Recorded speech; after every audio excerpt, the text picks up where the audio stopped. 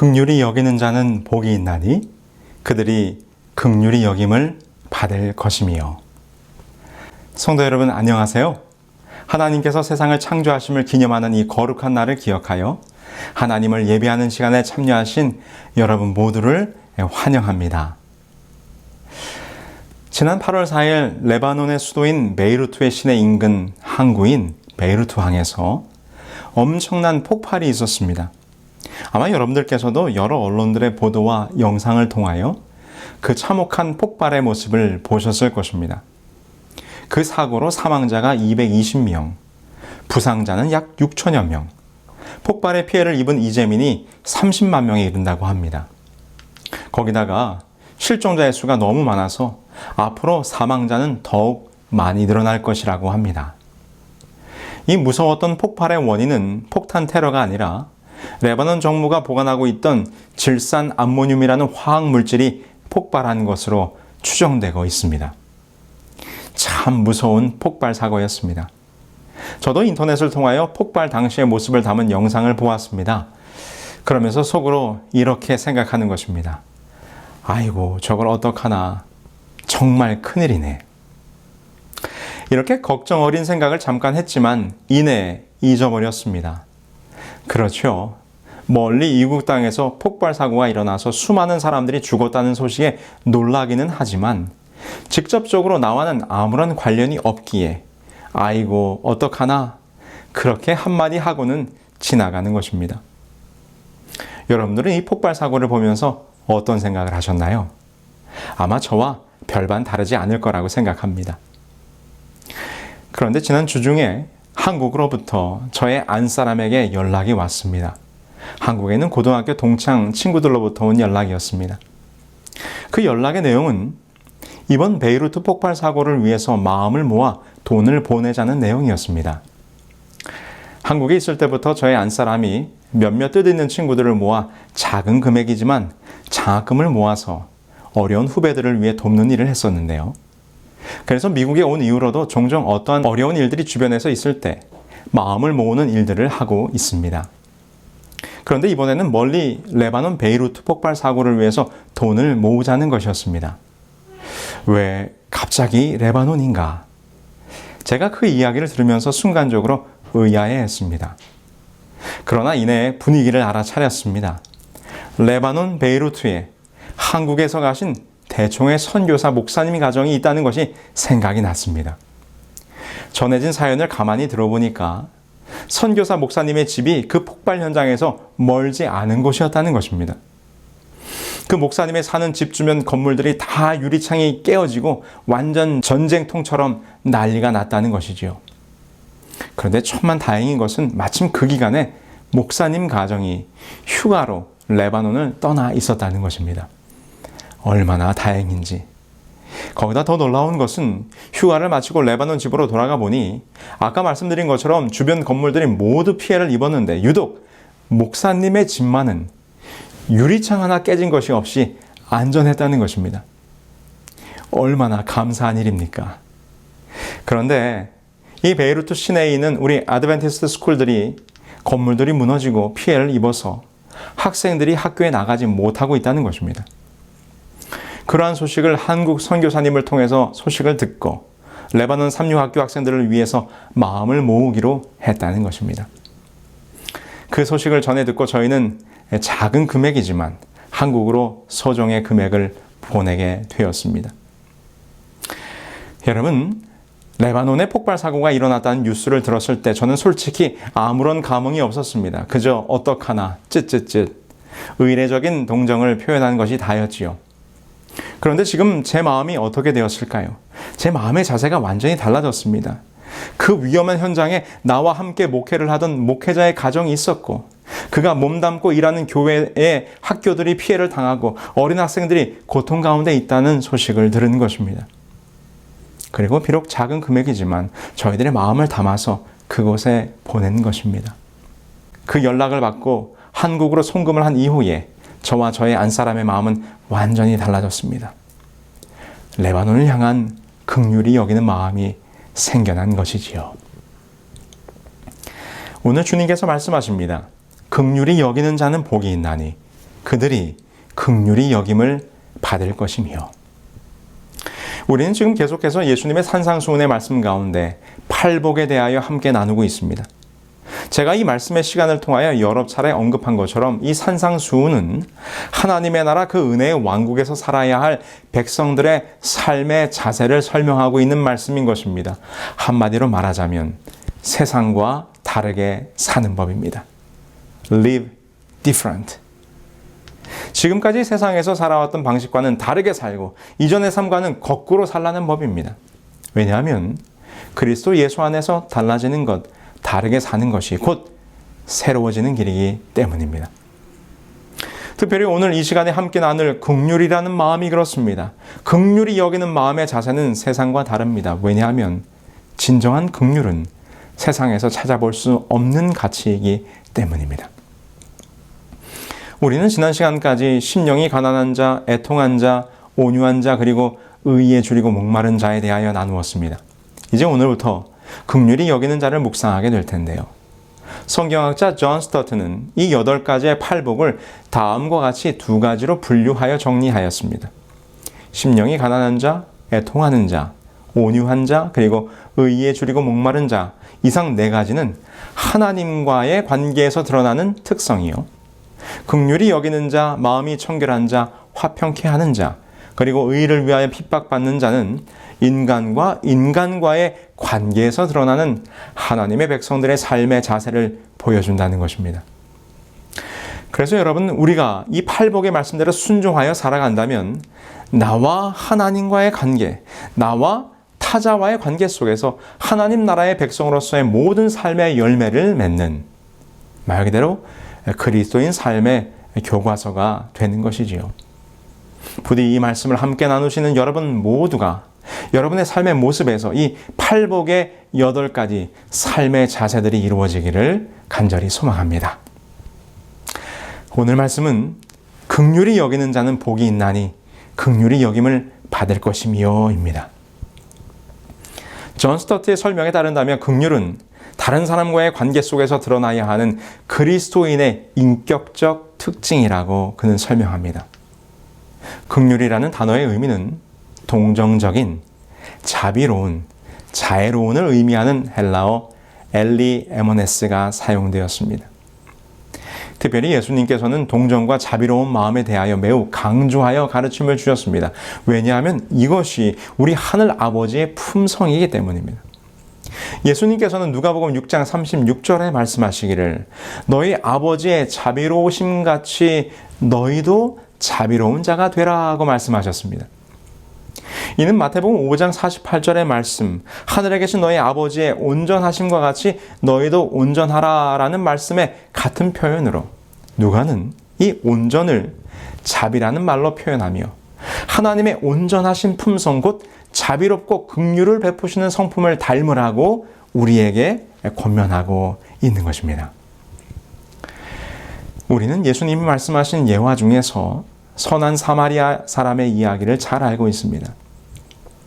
이 예화에는 3사람, 곧 제사장, 레위인, 그리고 사마리아인이 나옵니다.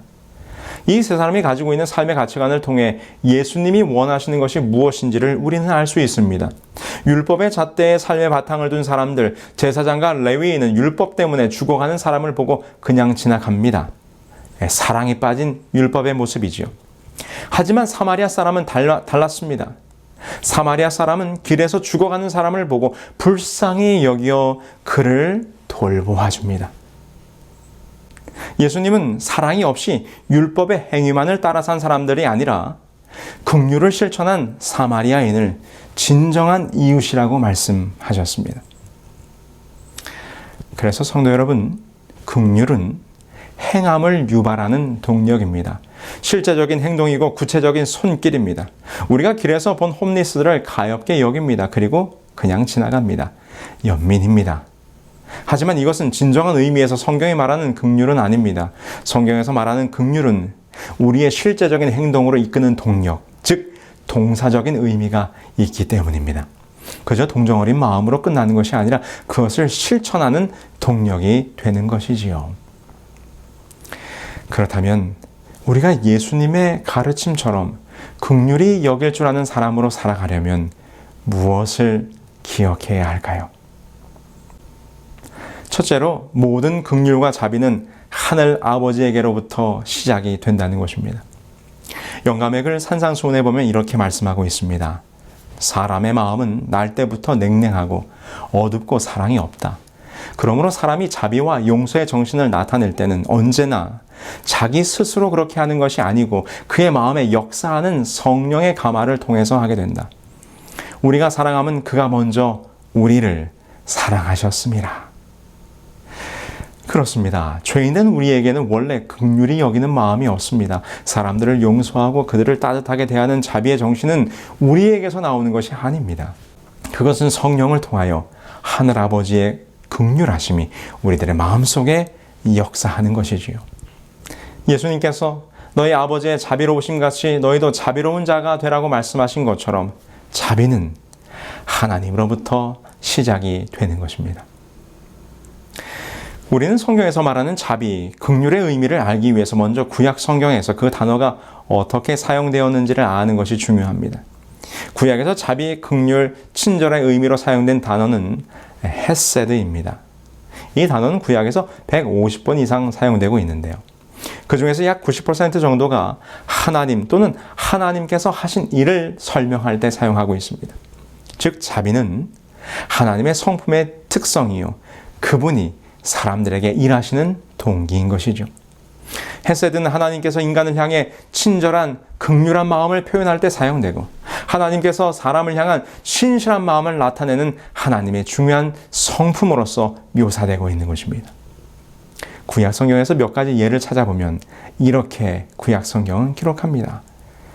내 하나님 여호와께서 마음을 돌이키시고 너를 긍휼히 여기사 주께서는 용서하시는 하나님이시라 은혜로우시며 긍휼히 여기시며 여호와는 은혜로우시며 긍휼이 많으시며 노하기를 더디하시며 인자하심이 크시도다. 지금 계속해서 성경이 말씀하고 있는 것은 우리 하나님께서 긍휼하신 분이라는 것입니다. 이 헤세드라는 단어가 하나님의 신실하고 변함없는 한결같은 사랑의 마음을 표현할 때 사용되는 단어라고 하는 것이죠. 다시 말하면 자비, 긍휼의 마음은 인간을 향한 하나님의 한결같은 사랑이고 신실함을 표현한 것입니다.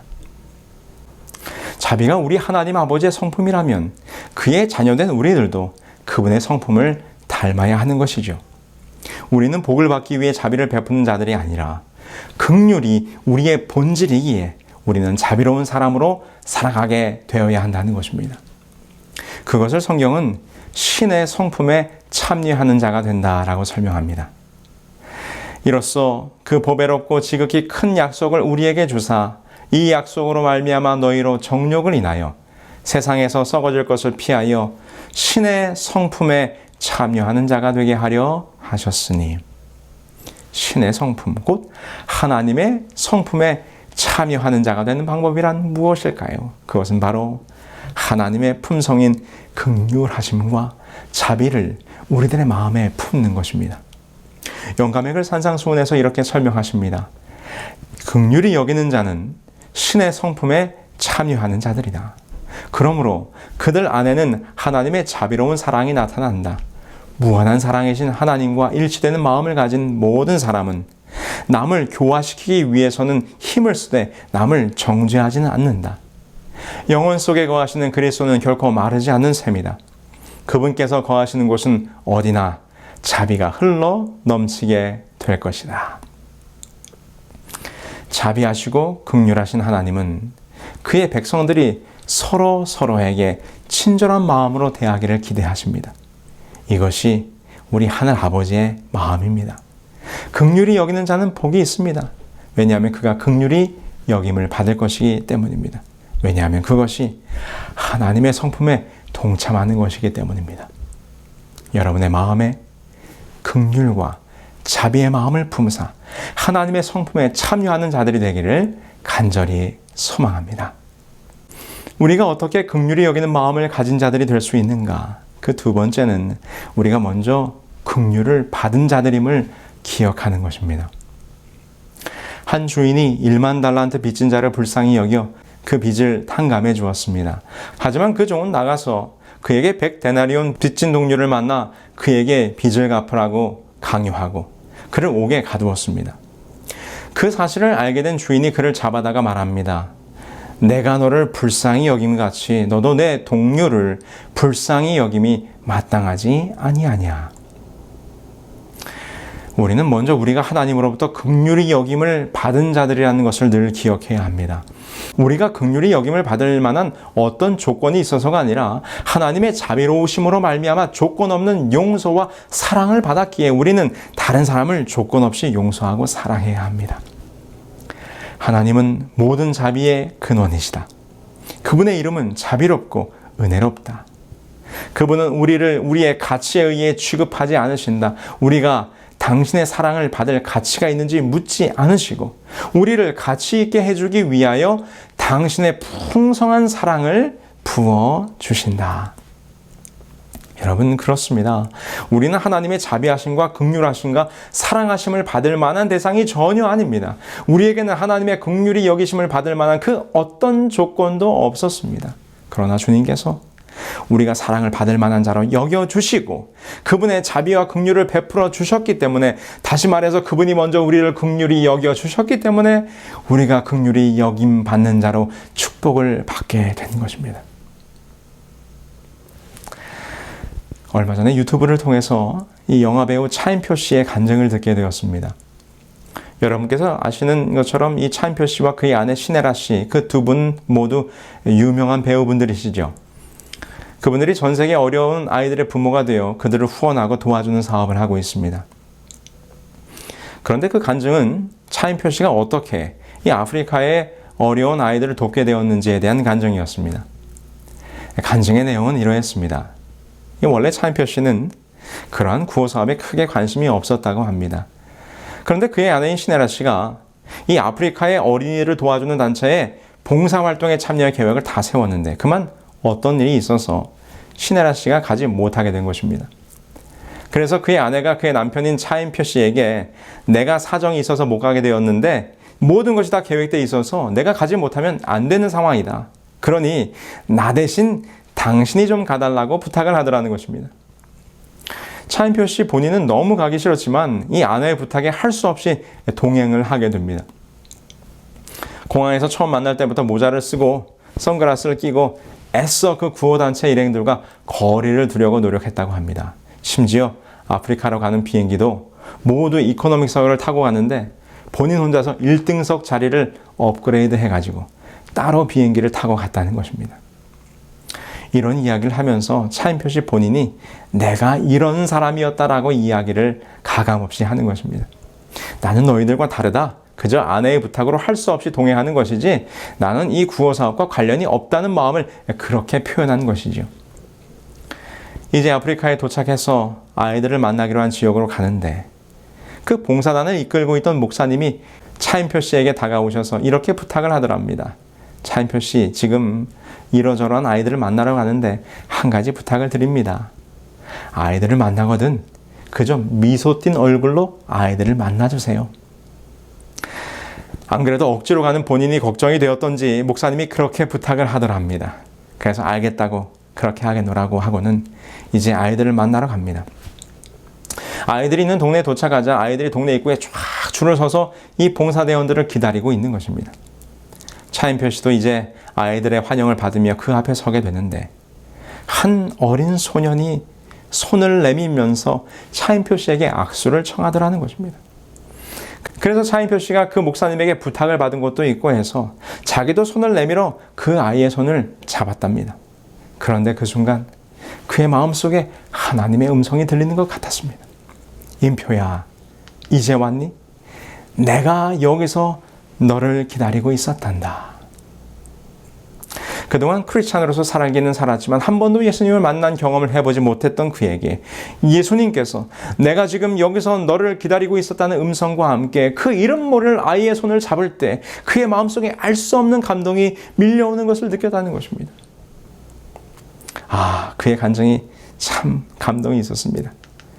그 후로 그는 수많은 아이들의 후원자가 되어 지금도 이 사업을 이어가고 있습니다. 여러분, 이것이 긍휼히 여기는 마음이지요. 여러분, 우리가 무엇입니까? 한낱 우리의 욕심과 욕망에 눈이 멀어 나 혼자 내 입만 만족하면 되는 정말 한심하기 짝이 없는 보잘것없는 죄인에 불과한데, 우리 주님께서 그 하늘의 영광을 버리시고 이 땅에 오사 불쌍한 우리의 손을 잡아주신 것입니다. 그분의 사랑이 아무 가치 없는 우리들을 긍휼히 여김을 받을 수 있는 가치 있는 존재로 만들어주신 것입니다. 여러분, 우리가 긍휼히 여기는 자가 되기 위해서 먼저 깨달아야 하는 것은 우리는 이미 하나님의 무한한 긍휼하심의 축복을 받았다는 것입니다. 그러하기에 오늘 우리는 우리의 이웃들을 보면서 그들을 긍휼히 여기는 자로 살아갈 수 있게 되는 것이지요. 하나님의 긍휼하심은 아무런 조건 없이 그분의 외아들 예수 그리스도를 우리에게 보내주셨습니다. 이것이 우리가 받은 긍휼히 여김을 받은 축복이었습니다. 오늘 우리가 받은 긍휼함을 우리의 이웃들에게 나누어주는 자가 되기를 간절히 소망합니다. 이것이 긍휼히 여기는 자가 받을 긍휼히 여김의 축복인 것입니다. 아울러 우리의 삶에 긍휼히 여기는 마음을 실천하면 어떠한 축복이 있을까요? 그것은 마음을 채우는 보람과 만족의 축복을 누리게 됩니다.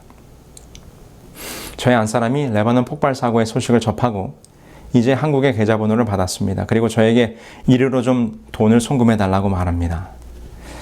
여러분께서 예상하시듯이 제가 큰 돈을 보낼 능력은 없습니다. 그저 제가 가지고 있는 얼마 없는 통장의 밸런스에서 한국으로 송금을 하고 한국에서 다시 그곳 후원 계좌로 돈을 보내었습니다. 그런데 여러분들도 그런 마음을 아시죠? 오히려 제가 어떤 물건을 구입할 때는 이거 잘 사는 건가? 혹시 더 싸게 파는 곳은 없나? 가격을 손해보는 것은 아닌가 하면서 돈을 주고 물건을 사는 것이면서도 불구하고 왠지 모르게 마음이 찜찜합니다.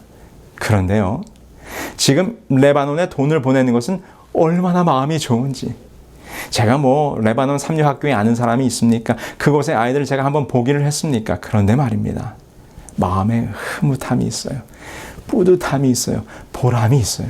불과 한두 달 전에도 한국에 사는 한 친구의 집이 불이 나서 온 집이 완전히 전소되었어요. 그 소식을 듣게 되었습니다. 얼마나 사정이 딱하게 되었는지. 그 소식을 듣자마자 제 은행 계좌를 확인하고는 제 통장에 남아있는 모든 돈을 보냈습니다. 제 통장에 남아있는 돈이라야 얼마 되지도 않습니다만. 그런데요, 막 빨리 보내고 싶어요. 조금이라도 그 친구에게 힘이 되고 싶고 도움이 되고 싶고 집이 불타서 갈 곳 없는 그 친구와 가족들이 어떻게 되었을까 마음이 쓰여요. 저는 이것이 긍휼히 여기는 자가 받는 또 다른 축복이라고 생각합니다. 나의 것을 나눌 때 경험하는 이 마음의 보람. 영감의 산상수훈에서 이렇게 말씀하십니다. 긍휼히 여기는 자는 긍휼히 여김을 받을 것이다. 구제를 좋아하는 자는 풍족하여질 것이요 남을 윤택하게 하는 자는 윤택하여지리라. 다른 사람들의 유익을 위하여 헌신적인 봉사의 생애에는 동정심을 가지는 데서 오는 만족스러운 평안, 즉 즐거운 만족이 있다. 영혼 속에 거하시고 사람의 생애에 뚜렷하게 나타나시는 성령은 딱딱한 마음을 부드럽게 하고 동정심과 자비심을 불러일으켜준다. 그대는 심은 대로 거두게 될 것이다. 네, 그렇습니다. 우리가 이런 것을 경험하지 않습니까? 어려움에 처한 사람들을 도와줄 때 그 마음속에 무엇으로도 대신할 수 없는 기쁨이 넘쳐납니다. 보람과 영적 만족감이 충만합니다. 그리고 내가 조금이나마 긍휼을 베풀고 선을 나타내고 나의 것을 나누었다는 뿌듯함이 내 마음속에 파도처럼 밀려오지 않습니까? 이것이 긍휼히 여기는 자가 누리는 축복입니다. 그런데 여러분, 놀라지 마십시오. 우리가 긍휼히 여기는 자가 되어 나의 이웃을 위하여 나누는 삶을 살아갈 때 우리는 더 놀라운 축복을 받게 될 것입니다. 여기 그 약속의 말씀을 함께 보실까요? 하나님의 자녀들을 위한 봉사로 생애를 하나님께 바치는 자는 누구나 우주의 모든 자원을 마음대로 쓸 수 있는 분과 연결된다. 그의 생애는 변함없는 언약의 황금고리로서 하나님의 생애와 하나로 이어진다. 주님께서는 고통과 궁핍의 시간에 그를 잊지 않으실 것이다. 나의 하나님이 그리스도 예수 안에서 영광 가운데 그 풍성한 대로 너의 모든 것을 채우시리라.